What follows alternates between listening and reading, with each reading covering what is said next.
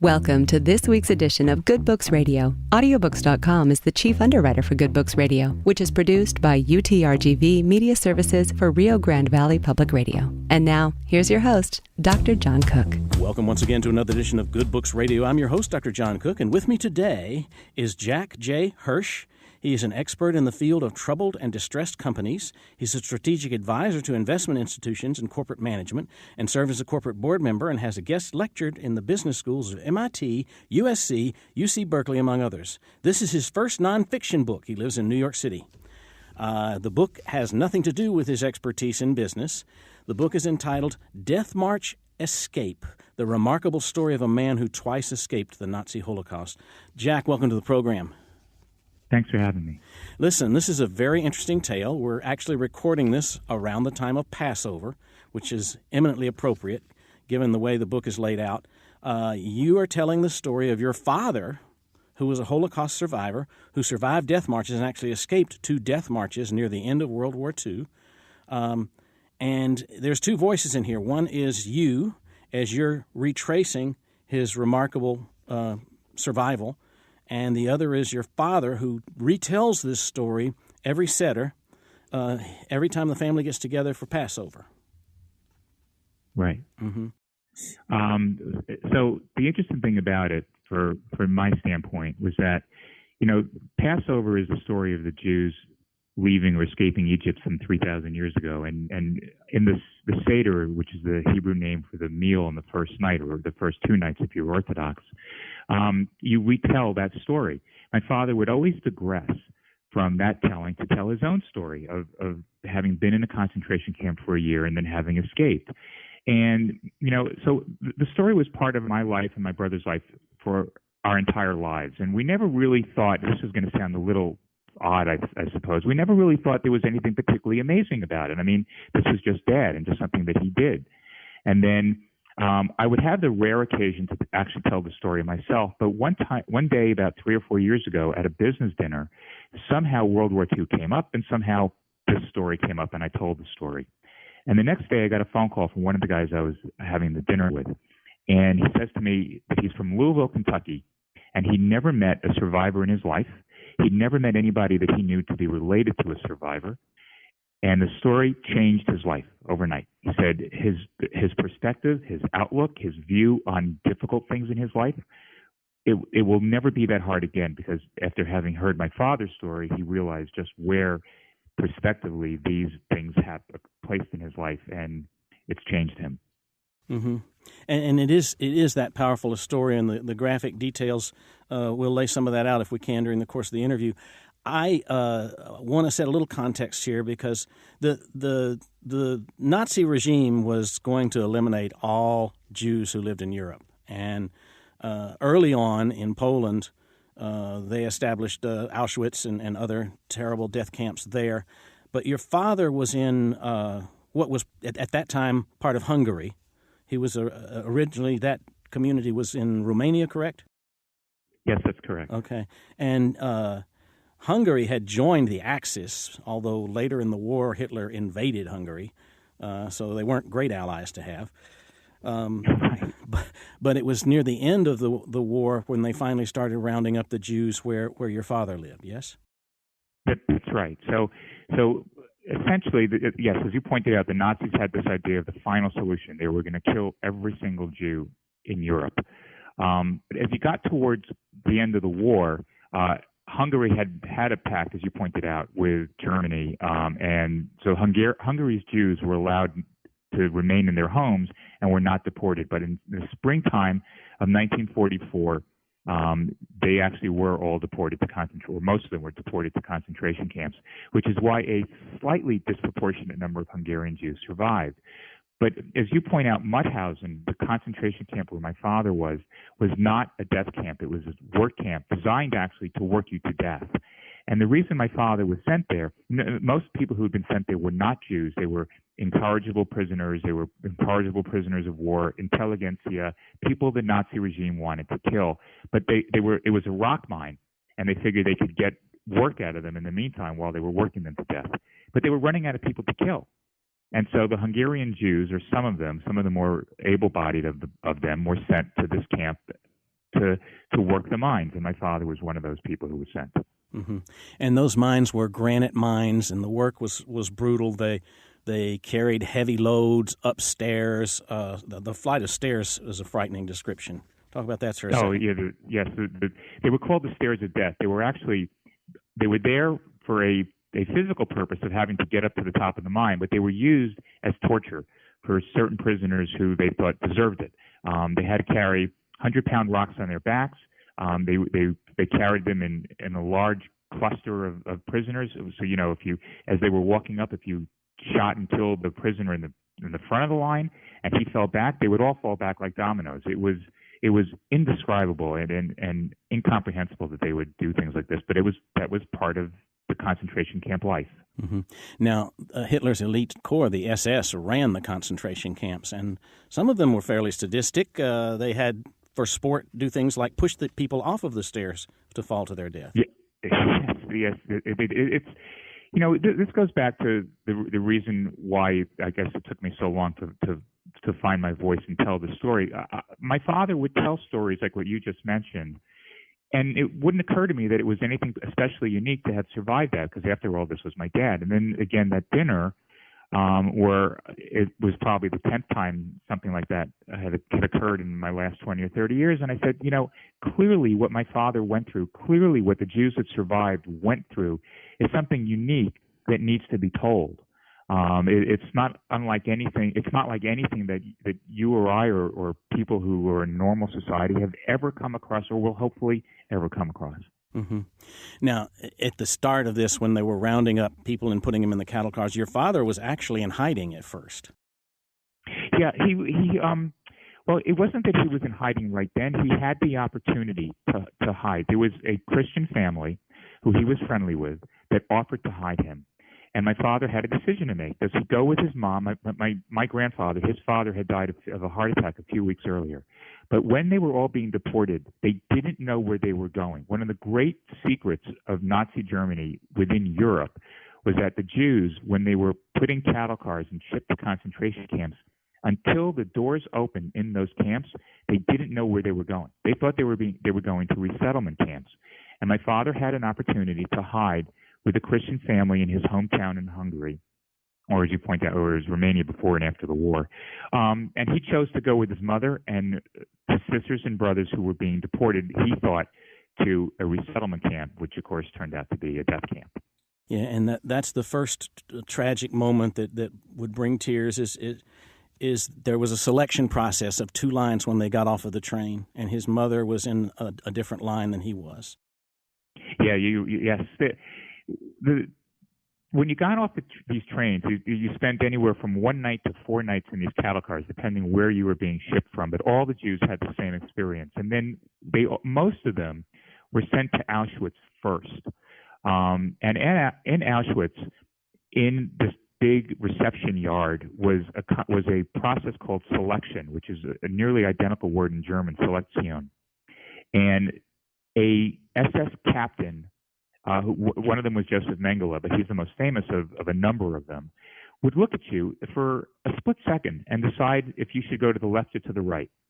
One line would then send you on to a work camp, and the other line, which was there were many, many more people in the second line, was sent you to a gas chamber where you would be killed within the next couple of hours. I mean, when you think about the fact that you get off this train, some guy looks at you, and then maybe you die if he just doesn't like the way you look, or because you're a frail woman or a young guy, so not of work material, you're dead. Or too old, you're dead. It's just a staggering concept. Mm-hmm. Now, the loss of his mother so early, your father lost his mother that day, and when the smoke went up from the crematorium, some person who had been there a while had a rather gruesome sense of humor, I guess. Yeah, so if I've read other stories about the Holocaust, and they all seem to focus on this. Everyone who's written these stories seems to have some version of this having happened to them as well, where they would wonder what happened to the people in the other line. And they would ask somebody, and invariably the person they asked, obviously someone who's been around a little while and is just just so inured to the horrors around them, would just cracking a joke is not quite the right way to describe it, but would say something with a smile on their face. That's where your family is. And you point to this chimney with black smoke coming out, and it's the crematorium chimneys. It's where people were burned after being killed in these gas chambers, and that's a memory that lives with all of them forever. Yeah, the family's going up in smoke, he said. Exactly. Now, there's a recurring theme throughout this as you retell the story, as you retrace the steps, and it is that your father told the story, and he left out the most awful details most of the time, and you never pressed him to give more detail. Yes, exactly right. So my father was an interesting, engaging, funny guy. When you look at the popular press, whether it's movies or plays or television series, when they describe or books, when they describe a concentration camp survivor, invariably what you come across is somebody who is morose, quiet, doesn't crack a smile, doesn't tell a joke, and probably hasn't since the day they were put in a cattle car. Just a very low, downbeat person. My father was the exact opposite, and part of the reason for writing the book was, in fact, besides the story that I told about the impact on people, but also to tell people, there was this other type of person who survived. But the mirror image of that, or the fact that my father was that type of guy, also meant that when he told the story on the Seder or any other time that he told the story of his survival and his escapes, he told it in this light, engaging way that left out the worst of it. I mean, he described once something I always remember him doing. He was nearly beaten to death one day, and when he would tell the story, he'd laugh, he'd crack up in the middle of telling the story, and then he'd pick himself up and keep the story going. But okay, one, what is so funny about being nearly beaten to death? And two, why didn't I ever say, why are you laughing? What's so funny about this? Or for the other parts of his story, why didn't I ever push to really learn the nitty-gritty and horrific details of the things he was telling me? And that's part, as you point out, part of the book, that I explore what is it about me that stayed away from this, that didn't want to know. Mm-hmm. He did suffer a lot, but he also must have been born under a lucky star, because there's so many times when he should have lost his life, and for whatever odd, inexplicable reason, he survived a number of instances where he could have been killed. Yes, well, you could look at it as luck. You can look at it as divine intervention, of whether you believe in it or not, or any degree to which you believe in it. My father actually believed it was divine intervention. And interestingly, as I got to know the historians at the concentration camp, it's now a memorial to what happened there. And there were a number of people who worked there who were historians. One who was very, very helpful to me in my research for the book and my learning about my father's past. But these people believed that my father had survived because of 6 separate miracles. They told me this early on, and they identified the miracles for me. Now, whether it's 6 or 2 or 60 isn't important, but the point you're making about my father having been lucky or the benefit or the receptor of some kind of intervention, no question. The things he went through, the times he should have been killed, and was not, I think it was just a remarkable series of events. Even just being sent to the infirmary when sick or injured, as opposed to just letting him die. Yes, or letting him be taken out in a selection, which there were selections not only when you arrived at the concentration camp, but on a regular basis within the camps. My father was, a 160-pound, 5'11" guy who weighed 80 pounds, or maybe at that point it was still 90 or 95 pounds. But for some reason, instead of being taken out and killed, he was allowed to go to an infirmary, which was there because it sounds like, why would the concentration camp have an infirmary? But in fact, some of the prisoners had skills, whether it was stonemasonry skills, or there were other factories attached to the camp, and maybe they were experts in whatever the factory was producing. So they had an infirmary, and my father was sent there, and probably the fact that he was sent there is one of the reasons he survived that harsh winter of 1944 into 1945. Some of the details that he left out from time to time really were striking. He worked in the mines with the granite for a while, but at some point he got attached to a detail that handled the bathroom detail. And that was a terrible story. Yes. So my father perceived that, working in a rock mine is, by definition, incredible physical labor. But the people in the camp who were responsible for taking the latrine, there was the latrines under every barrack. There were barrels that held human waste. And there were people whose job it was to take these barrels, empty them, clean them, and return them. So my father thought, well, that's a lot easier of a job. Okay, fine. It's disgusting, but it's easier. Mm-hmm. And he volunteered and worked on the capo, the captain who was in charge of that unit. And eventually the guy acquiesced. He was actually a gypsy, which made him basically on the same rung of dislike by the Nazis as the Jews are. The Jews, gypsies, the infirm, the gays, the Nazis hated all of them. This gypsy took my father in. First day, my father's doing a good job working with the barrels. He's getting used to it. And the second day, he knocked one over. And he had to clean it up using his fingers, his fingernails, his own clothes, clean the path where he spilled the human waste. He had to make it spotless. Now, when my father would tell the story, he would say, yeah, I had to clean it up. I made it spotless, and I went on. And, of course, he would say it quickly, and he would laugh, and I would smile and maybe chuckle along with him, and that'd be the end of it. And I finally did a little digging and talked to some relatives who knew more of the details of the story than I did, investigated what it meant to be in this latrine commando, it was called, and discovered that the way my father told it just left out, an enormous amount of detail about how incredibly horrific and difficult it was for him to have cleaned up that spill. And you had imagined that maybe he had a squeegee or something to help him scoop it up. Exactly, a squeegee and a mop, and no, nothing. Not his own clothes. Mm-hmm. That's how he cleaned it up. And then he washed his own clothes afterward. And by the way, wasn't given a minute's break in between. It wasn't like he got to take the afternoon off to go take a shower. None of that. Mm-hmm. So he wasn't long for that latrine commando after that. No, but that's an interesting point, because then he went back to the rock mine commando that he'd been in. When you hear about stories in concentration camps, or when you imagine what it must be like, the idea that you can work in a commando, commandos were units. It's the same word as the British Army likes to use, and the German Army uses it too. So when you worked in a commando, if it wasn't working out, the idea that, well, maybe they would move you to another commando, it just doesn't make any sense. They would just kill you. And in fact, the great majority of the time, that's the stories you hear. But in my father's case, not only did he get to go back to this rock commando, the stone mine commando that he'd been in before, but early when he first got to the camp, he said he was a carpenter. My father is a very talented man, but he was not a carpenter.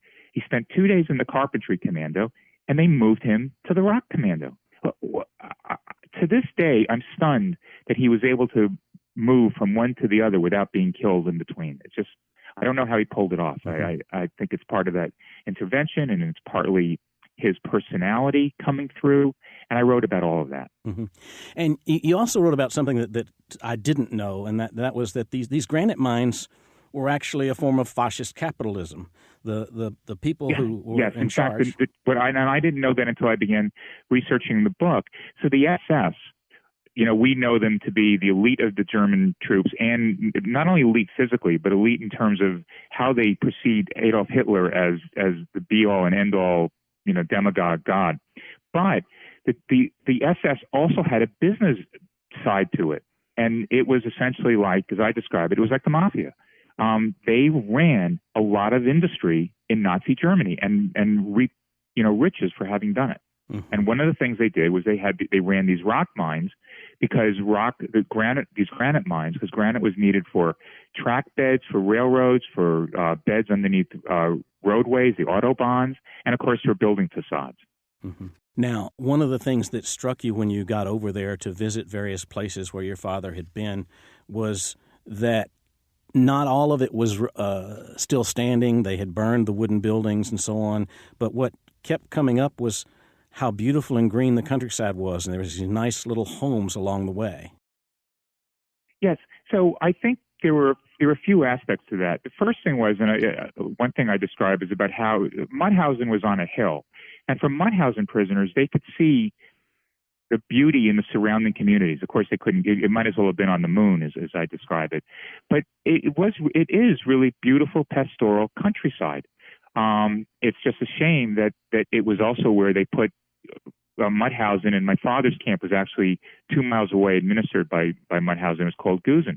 They put these camps there, and I think it just ruined or could have ruined the beauty of the place. I think but it is coming back, and I think it is possible to separate in your mind the horrors that happened there from the beauty that is the surrounding area. But the actual camp that my father was in, Gusen, was, as I said, 2 miles away. It was a sub-camp. It was just like a satellite office. That entire camp, with the exception of a small memorial, is now a community. It's not a pre-planned community, but it's like a gated community. Mm-hmm. And I don't have big issues with that, but I do find it very hard to understand how people can live on the grounds, not next door, not a block away, but on the grounds of a concentration camp where the figure is from that subcamp alone, 32,000 people were killed. I think it's actually probably much more than that, but it's only 32,000 that they could positively identify. It staggers my mind that people live there.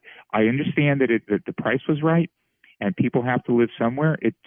I just find it hard to understand personally. Yeah, there's one visit you make to a house that was formerly like the gatehouse and office area that somebody had converted into a home and put glass where there had been wooden doors, and you just had to see that house.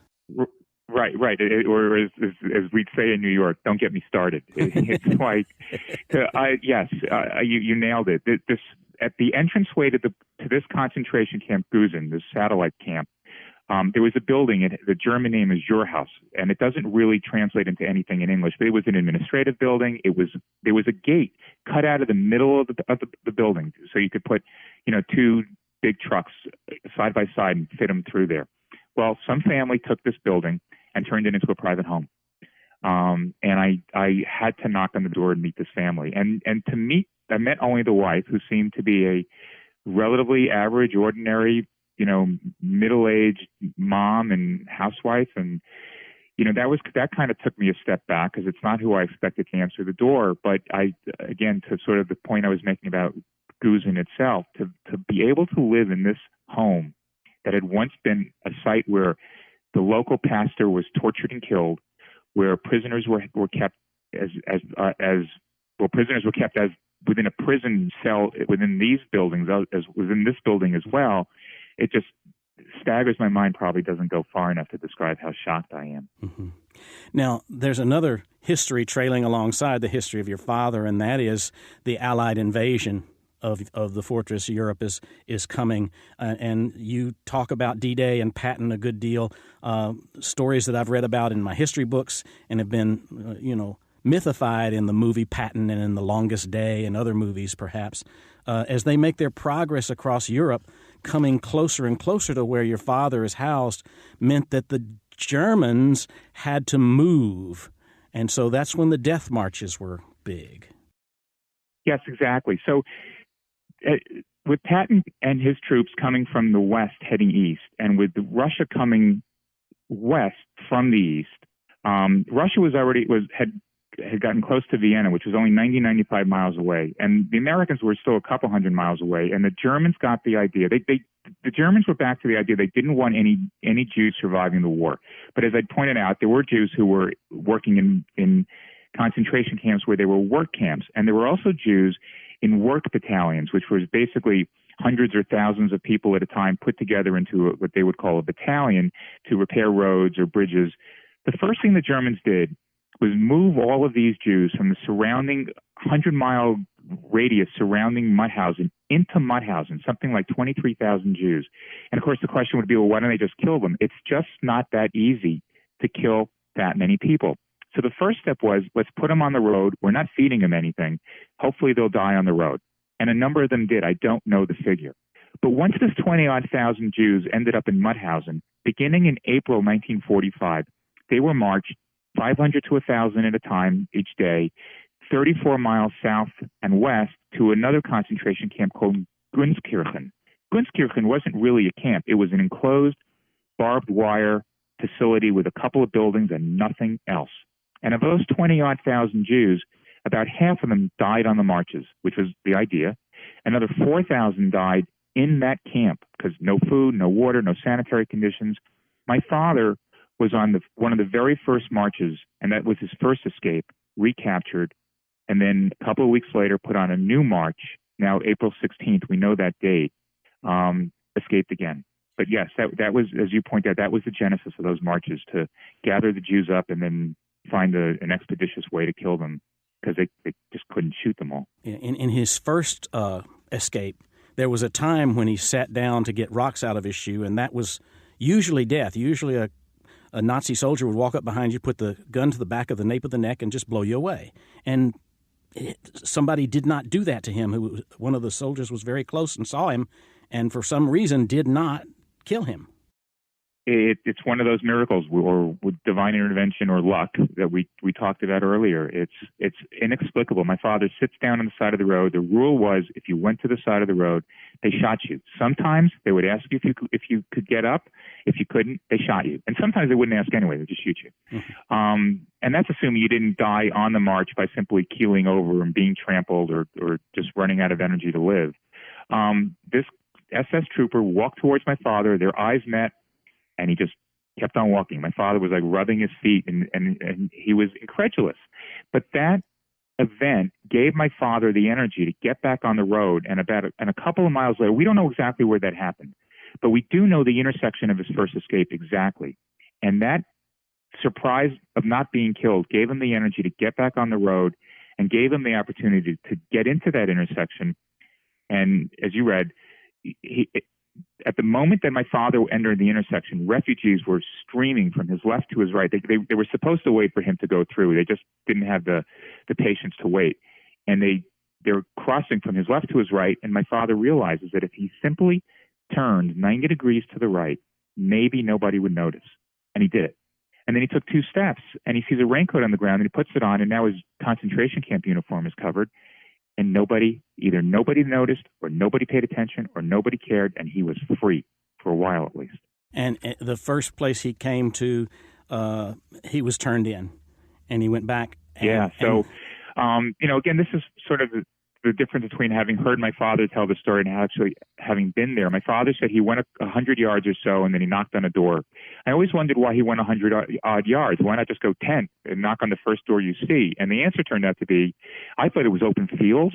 It wasn't. It was just the backs of buildings that had no doors.